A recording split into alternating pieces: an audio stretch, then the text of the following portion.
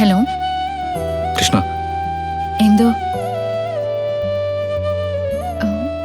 എന്തിട്ട് നവീൻ?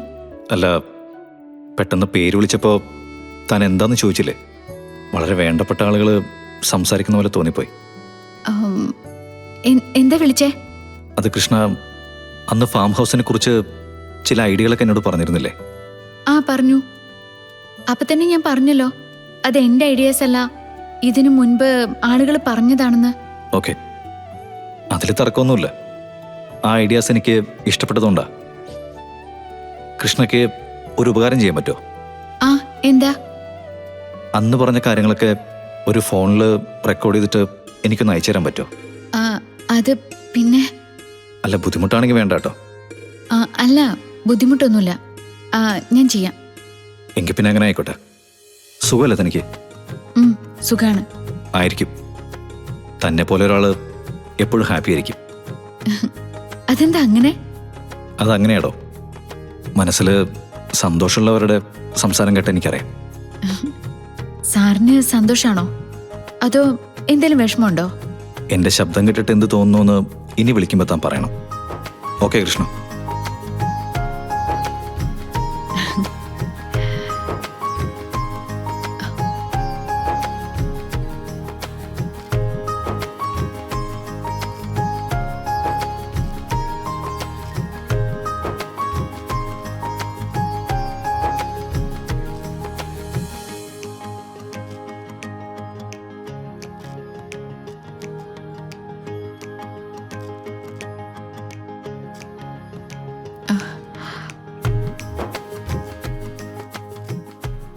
ഒരു കാര്യം പറഞ്ഞാൽ അത് ഓർത്ത് വെക്കുകയില്ല, എന്നിട്ട് മറ്റുള്ളവരെ ബുദ്ധിമുട്ടിക്കാനായിട്ട് ഇങ്ങ് പോന്നോളും.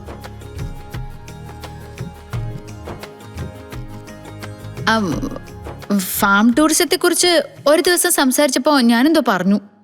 ഇപ്പോഴിതാ വിളിക്കണു, അതങ്ങ് റെക്കോർഡ് ചെയ്ത് അയക്കാൻ.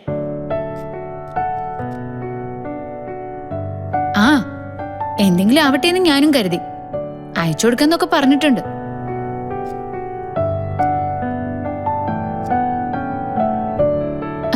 ഇതിനാ വിളിച്ചേന്ന്.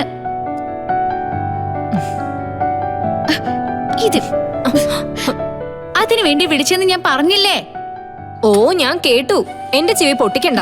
എന്നിട്ട് എന്തോ ഒന്നും പറയാത്തെ? എന്തു പറയാൻ?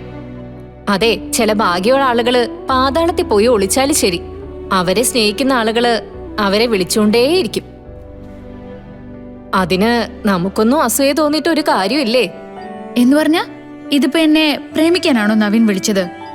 ആയിരിക്കും. അല്ലാണ്ട് എന്തിനാ ഇപ്പൊ ഒരു വിളി? ആയിരിക്കും ആയിരിക്കും ആയിരിക്കും. എന്ത് പറഞ്ഞാലും ഈ ഒരു തോന്നലേ ഉള്ളൂ സുനന്ദേച്ചിക്ക്. തോന്നലില്ലാതെ നിന്റെ കണ്ണും കവളും ഒക്കെ എന്താ ഇങ്ങനെ ഇരിക്കുന്നെ? എങ്ങനെ ഇരിക്കുന്നു? അല്ല, മുഖമൊക്കെ വല്ലാതെ ചോന്ന് കൊടുത്തിട്ടുണ്ട്. കണ്ണില് നല്ല നാണമുണ്ട്. ഇതാണ് കൊച്ചു പ്രണയം പറയുന്നേ. ഒന്ന് പോയേ. നവീനോട് സംസാരിച്ച് മുന്നിൽ വന്ന് നിൽക്കുമ്പോ ആളെ കാണാൻ നല്ല ചേലൊക്കെ ഉണ്ട്. ഒന്ന് മിണ്ടാതിരുന്നേ സുനന്ദേച്ചി.